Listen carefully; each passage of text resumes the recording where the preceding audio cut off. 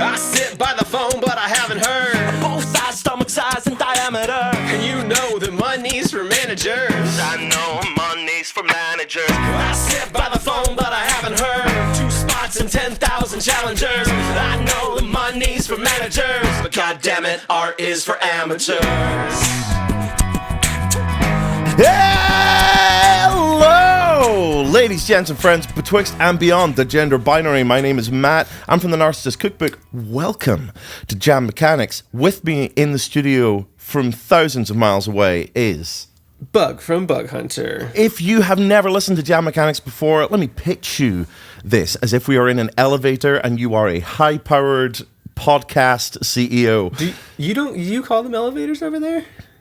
Oh, we call them lifts, but you don't call it a lift pitch. You call it an elevator pitch. Give us the lift pitch. You know what? I'm going to give you the escalator pitch.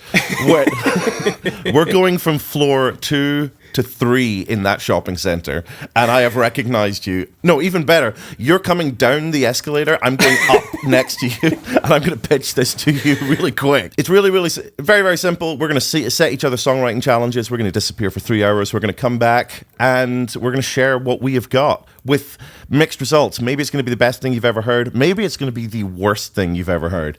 You never know. Who knows? And just to give a little bit of our pedigree as to why you should care that we're writing songs, both of us have been writing songs for, I've got 10 years. What you got? I've been writing songs for about 20 years. 20 years. So Matt should be twice as good as mine, all things considered. And how many albums you got, Matt? As the Narcissist Cookbook, I have 3 albums, currently working on the 4th. What about before the Narcissist Cookbook? Oh my God, I literally don't know. I have a friend called John Tilbury who is sort of my archivist, and occasionally we will meet up and chat, and he will say, oh, I really like this album you recorded in 2011. I'm like, what are you talking about? And he'll be like, you recorded it and you put it on Bandcamp for 45 minutes and then you deleted it. So I've put out so many things under different names, but the Narcissist Cookbook 3, so easy. What's one of the names of a band previous to Narcissist Cookbook? Hello Creepy Spider. I think that was the one that it was immediately prior. Hello Creepy Spider. We were a 2-piece punk band. Some of it has aged pretty well. Some of it has aged less well. Going further back, I don't want to tell you because I live in fear of people finding songs that I wrote when I was 2021, when I was like trying to find like my vibe, when I was trying to get people to pay attention to me, and I was an edgy little butthole. Was that another name of one of your projects? Yeah, no, that's what listening to that era of my music would feel like. Well, everyone just go ahead and look up Edgy Little Butthole on Bandcamp and just tell us what you think. I think you'll find something to love. So on this podcast, what we do to get things off the ground, we do Icebreakers from our list of 90 plus icebreakers for your first date or your 50th. Yeah, you go first. Hit me with an icebreaker. What's your weird food? What's your food? It's weird. I don't know. I got into eating pickles this year. Oh, gross. How did that happen? I'm so sorry. How did that happen? Because I always had it in my head that I hate pickles. That's what I have. Know. I was just, once every 10 years, I just get this feeling of like, time to try something new. And I went and tried pickles, and I tried this like crunchy pickle, and it was the best thing I've ever eaten in my life. And I ate them until one day I got a pack of bad pickles, and there was like a soft one in it, and I was like, cool, I'm done with pickles now.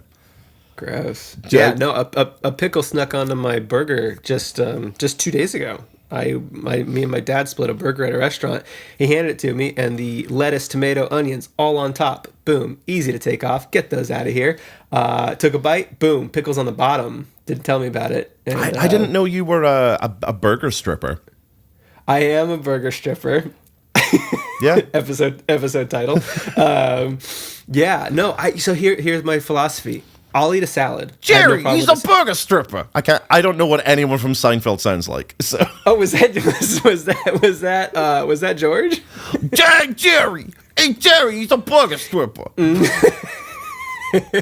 I've gotten to the point now. Like, I'm okay. So I got everything I could get out of our icebreaker list. So I've started using, this is controversial, I've started using ChatGPT to generate icebreakers this for me. This is an AI list podcast, Matt. How could you? I'm going to read this out to you as it is written.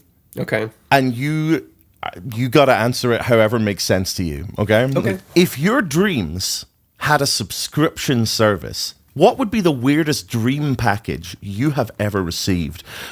Bonus points for creatively naming the dream channels and rating your dream experience.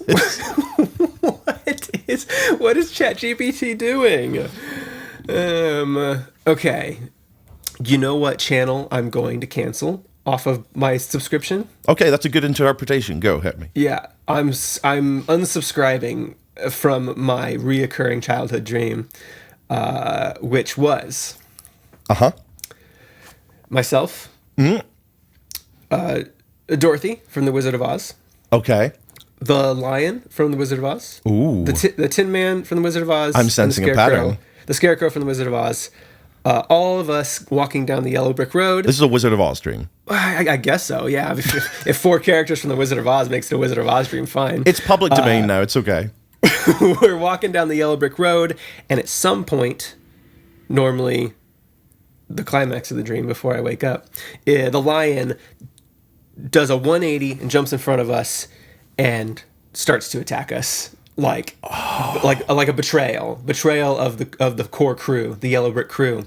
Are you scared of the lion costume from Wizard of Oz? No, and that's the thing. It's this is fully the guy in the lion costume. This is not like a dream interpretation. He doesn't turn into a real lion, and yeah, he's just a guy. But he starts attacking us, and then I wake up because it's too scary. When was the last time you had this dream, Bug? 20 years ago. All right, okay, so that's yeah. Do we know each other? ice is broken.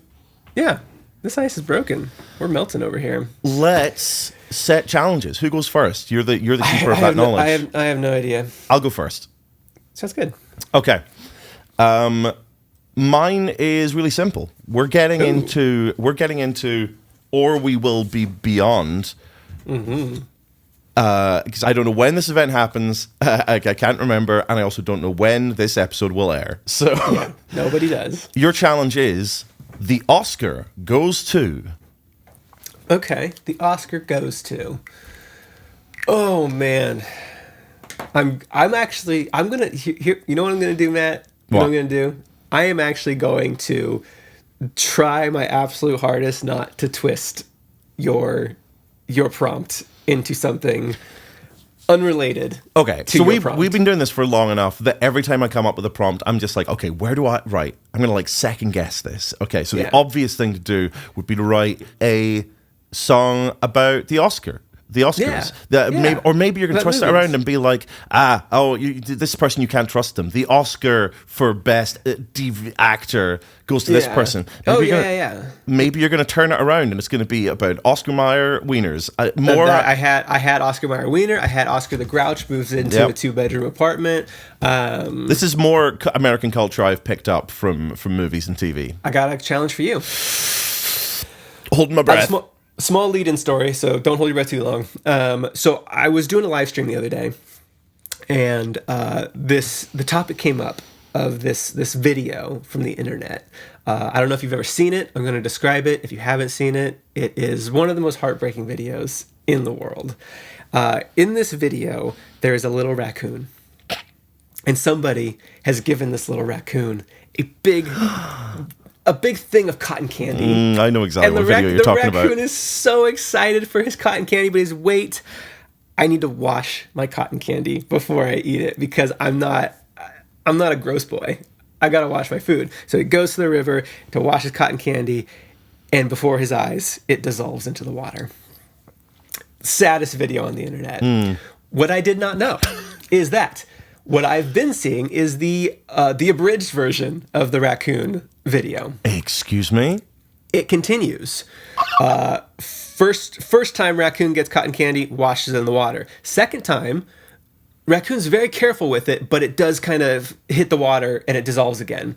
Third time, lifts it up really high, learns his lesson, goes to the side of the rock, eats his cotton candy. The raccoon got his cotton candy at the end of the day. I've never seen the full version of this. Exactly. So, the raccoon story has a happy ending. Matt, your challenge. Okay. I want you to pick any sad story you know. Any sad, it could be yours, somebody else's, something from the world. Okay. I want you to take a sad story, and I want you to reveal the happy ending. Make a happy. Take a sad song and make it better. Okay. Write a song, a sad story, make a happy ending. Well, as normal, I have absolutely nothing, so I'm going to throw myself into this. Do you feel like you're going to pull from your life or something more like universally recognizable? Oh, the temptation. The temptation to do Dear McCracken 2 right now. Quit teasing the people. So I got off the plane and I chased down the lady and I was like, yo, you got a divorce. That's the happy ending. Yeah, I'm a homewrecker. Okay, cool. Let's see what we come up with, I guess. All right. We will be back in 12 seconds.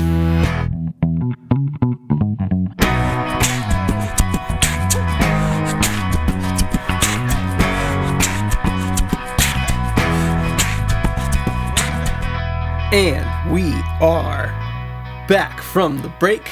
Oh, Welcome back. did you have any exciting adventures or were you just in your studio the whole time? Let's see. Did I was mostly in my studio. I did something different this time. Ooh. So since we started doing Jam Mechanics, it was kind of near the end of September, and my office at that point had turned into a warehouse shipping all of the Kickstarter rewards from my fourth album Kickstarter that released in September. So it was like I just had boxes and boxes and shirts and CDs and just my entire floor of my office except for the path to my desk was full. Since then, I have now moved a lot of that stuff out to the garage and or shipped it out to people. So I have my little spot on the floor that I have a pillow on. That is my normal songwriting spot that I haven't had for a couple months. And so today I actually spent probably 2 hours, 15 minutes on the floor just writing the song. What about you? What was your 3 hours like? Started working on something. Then once I got the melody down, I went out for dinner. I went out for dinner. I took my noise-cancelling headphones. I went to a lovely vegan restaurant called Nooch in town. I got a mac and not cheese. I got some oregano salt fries. I got a little ginger cake with a little vegan vanilla ice cream. And I wrote all the lyrics. But cool. Let's jump in with yours first. Cool. Yeah, I'll give a little bit of a preamble to what I got going on here. So I will be honest. I think full transparency in Jam Mechanics it's kind of what we strive to do. So I did mostly write this in 3 hours. The melody of what I guess would be the chorus is something that I wrote a very long time ago. Yeah, that's fair. Hey, that's life. That's life. Most of this is new from like today's session. There's one line that's a little old, and then everything else is new, and then the melody of the chorus is just something that I've had kicking around since early 2021. I'll talk more about it later. I have some thoughts on what I've written, but let's just play it, and then we can talk about what it is. So the prompt was, and the Oscar goes to. And the Oscar goes to. Mm-hmm. So okay, right. I'm gonna hit go in 3, a 2, a 1, a go.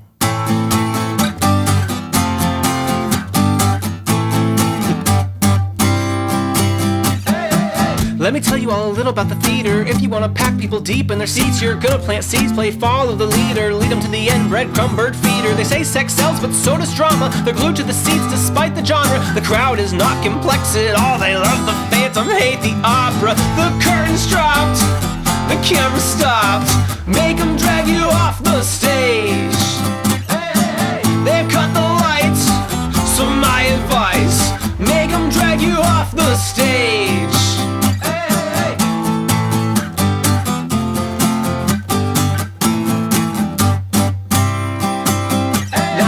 Minutes deep in your Oscar Oscar speech. You look down and the crowd's all gone to sleep. They all cut to commercials, they're on repeat. So you can drop the rehearsal, think on your feet. You don't need dialogue, and I'll posit this. All your drama should all be ubiquitous. If the script's in Spanish, no me habla. Love the Phantom, hate the opera. The curtain's dropped, the camera stopped.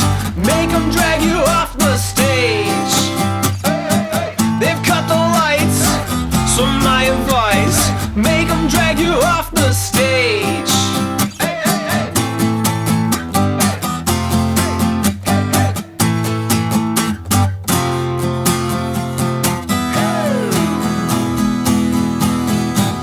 You've got your speech all written, you can picture it now, but your script's not finished and you're taking a bow. You got your mantelpiece polished and your suit clean pressed, spending all that profit with no budget invested. Got your speech all written, you can picture it now, but your script's not finished and you're taking a bow. You got your speech all written, but you're playing pretend, 'cause the Oscar it goes to, the Oscar it goes to your head.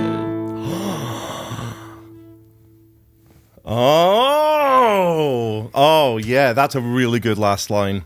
Yeah. Yeah, that's great. I'll jump out in front and say the vibe of this I'm happy with.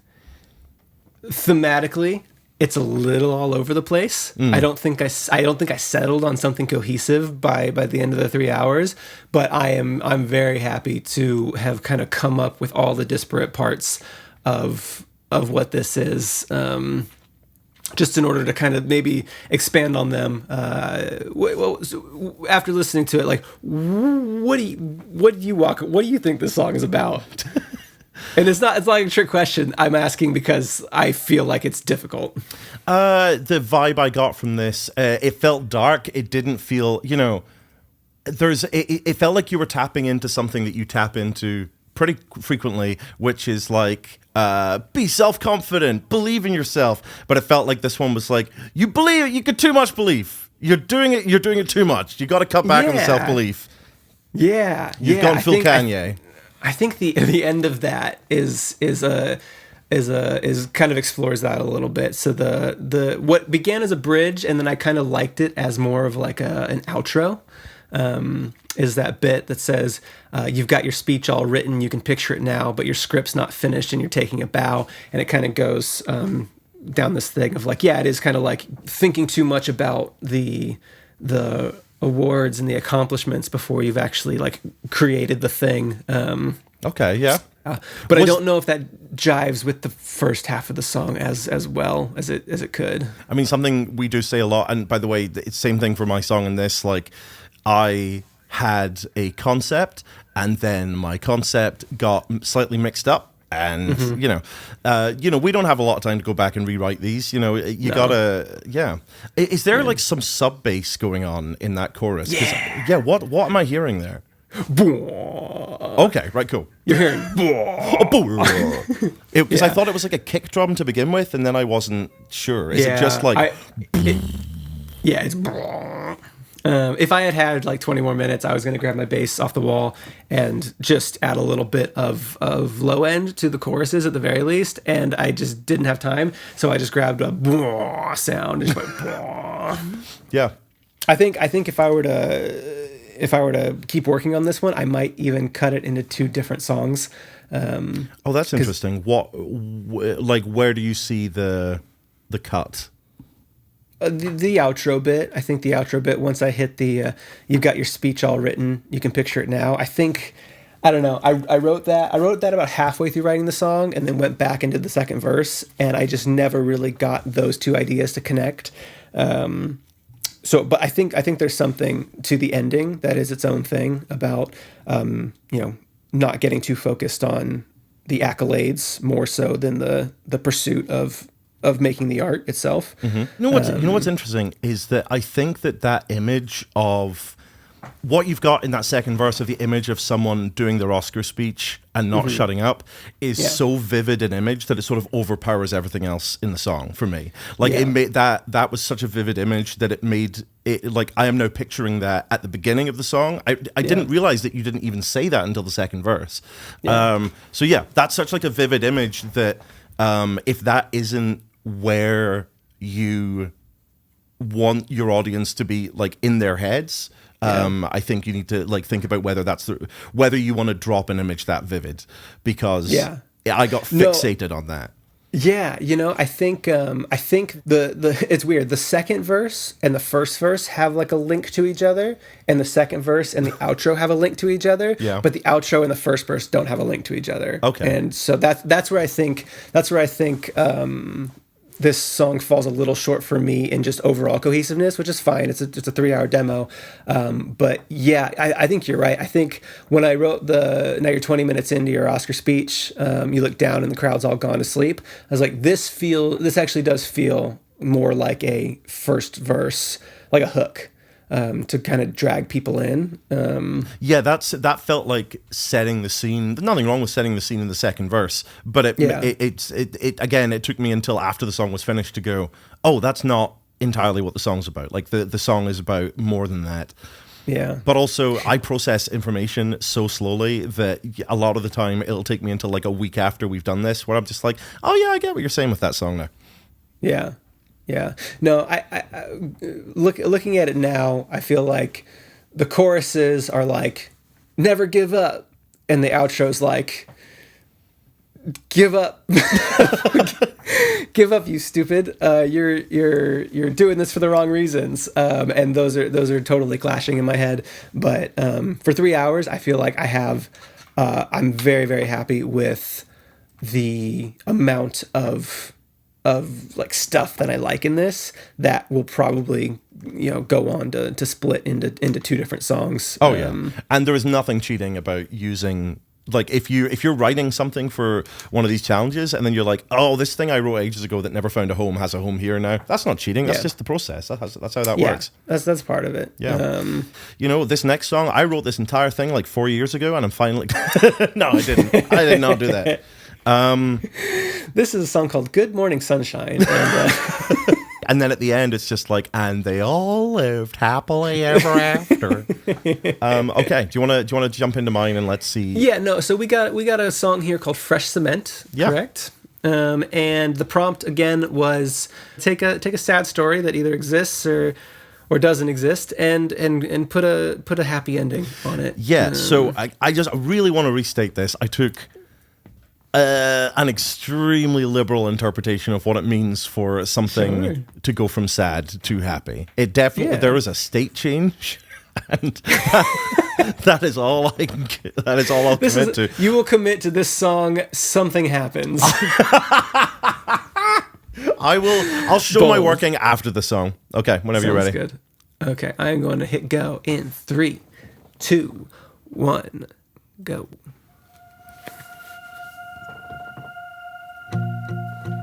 Fresh cement, brand new shoes. You and I talking it through. Though we spun this story 10,000 times. These exact beats, these exact lines. On this exact corner of this exact street, the movie reel spins endlessly. The credits roll, no cheers or claps. And when we're done, we run it back. Anyone would think we were rehearsing for something.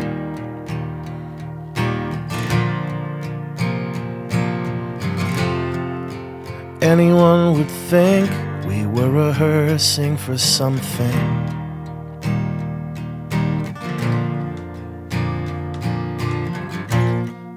Fresh cement on a soundstage. The dialogue becomes cliche. We hit our marks play our roles, but we do it now with our eyes closed. It's like a dance, but we don't touch a boxing match without the punch. Take a bow. Great work today. See you tomorrow for the matinee. Anyone would think we were rehearsing for something.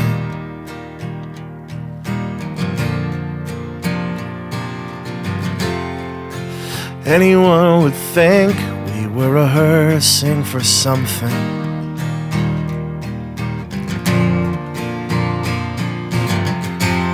And I blink awake, and it's my cue. Nothing's changed, but something's new. We're rushing now to reach the end, and when we do, it all begins. No subtext now, or metaphor. You kick, I spit, I scream, you roar, and then it's done, and all that's left is our footprints in fresh cement.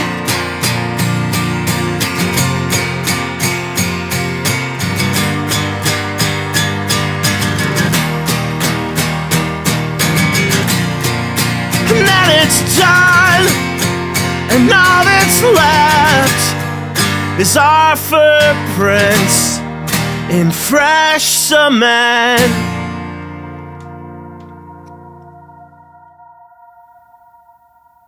And they all lived happily ever after.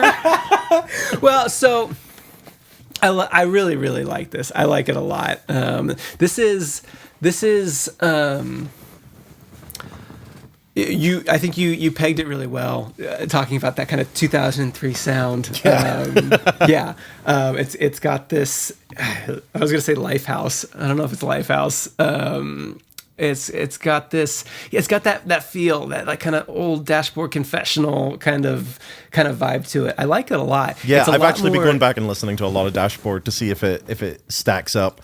Yeah, it's a lot kind of more mainstream and straightforward than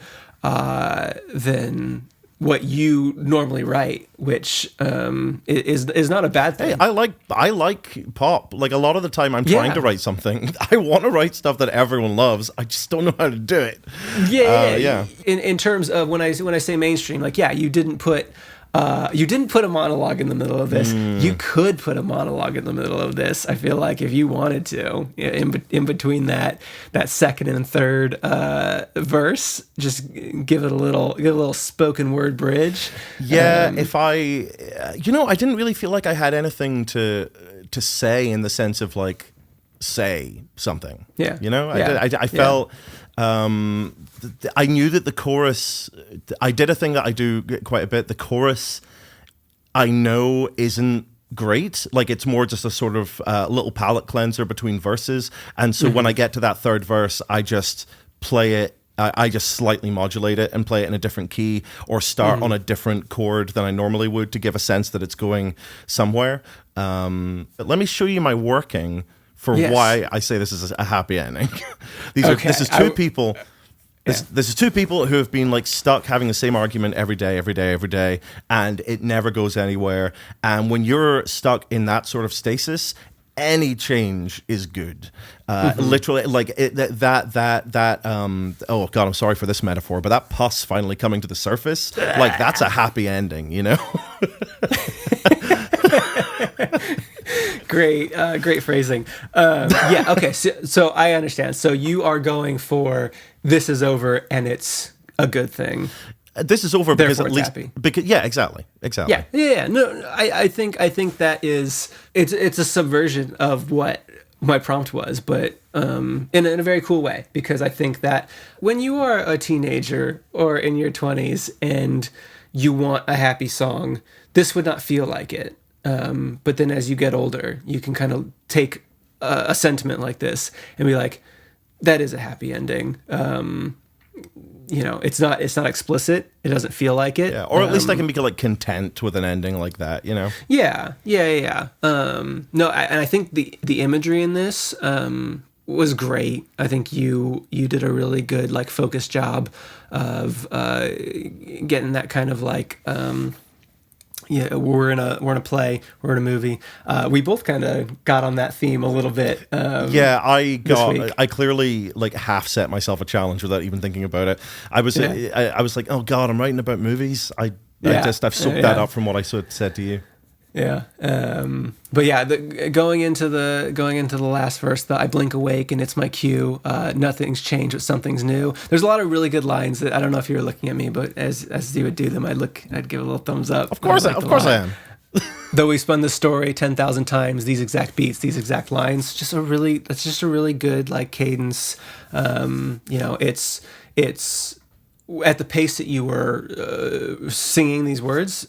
The rhyme is predictable, but in like such a comforting way, right? Because that's what it is, right? These exact beats, like as soon as you said these exact, I was like, the word is gonna be lines. Yeah, I just know it's gonna be lines, and then it was, and I was like, comfort blanket of this is just correct. That is something that I was trying to think about because this is such a, it's A B C B, like that rhyming scheme is the world's most like simple rhyming scheme, and I was like, oh no, like I already can tell I'm going to commit to this for the entire song, and so I was thinking about that and trying to subvert things slightly with this movie reel spins endlessly instead of is on repeat.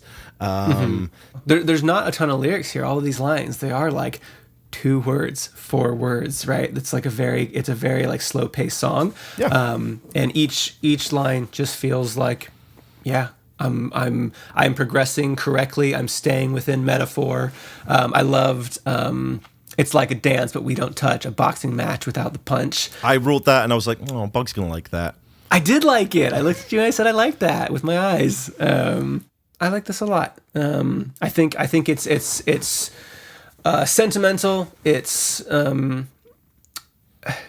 in some ways I want to say this song is very straight down the middle, but in like an effortless kind of way. Like you shouldn't be able to hit something this quality in 3 hours. Like you shouldn't be able to do it. I think it's a testament to Here's what I'll say about this song.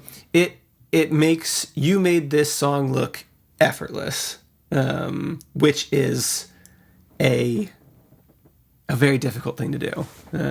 Thank you. Like I am under no impressions, I am under no illusions. I don't think this is going to be many people's favorite song, but I can also imagine it being someone's favorite song. Yeah, I'd say if I had written this exact song 8 years ago, it would have taken me a very long time, and I would have been crazy proud of it. Like, this is my life's work. Look at it. And you just busted it out in 3 hours. So what have we learned today? We've brought you a couple of reasonably dark feeling songs. Mm-hmm. We have dove into the movies. Yeah. We've talked a lot about songwriting. Maybe we kept that in. Yeah, you never know what's gonna make the edit. Amazing, cool. Well, let's wrap it up then. Thanks for listening to another episode of Jam Mechanics. If you want, you can join our Discord. We will have a link in some fashion in the description. So you want to join our Discord? We have good old chats in there about every episode. You can keep up to date with kind of what we're doing. We have email addresses: hello@jammechanics.com. Yep. bug@jammechanics.com and tnc@jammechanics.com. Mm-hmm. If you want the downloads of not only this entire episode, but the song demos that we showed off today, you can get those on our website, jammechanics.com, or our Bandcamp, which the URL is... jammechanics.bandcamp.com. Yeah, it is. Yeah. And those are pay what you want, so you can grab those for free if you want. If you want to support the show, you can do that too. We don't read ads, so it's the only way that we make anything off of these. So we appreciate all that support. Thank you so much for joining us today. We will be back in a couple of weeks. Cool. Outro jingle? Outro jingle. Shit, it's my go, isn't it? I think it's mine, actually. Oh, okay. I'm basically going to need to go right away because I need to run to the bathroom so urgently. Matt has to go to the bathroom, but he can't till I finish this song. But thankfully for Matt, the song is not very long. Hey. I sit by the phone, but I haven't heard. Both sides, stomach size and diameter. And you know that money's for managers. I know money's for managers. I sit by the phone, but I haven't heard. 2 spots and 10,000 challengers. I know the money's for managers, but goddamn it, art is for amateurs.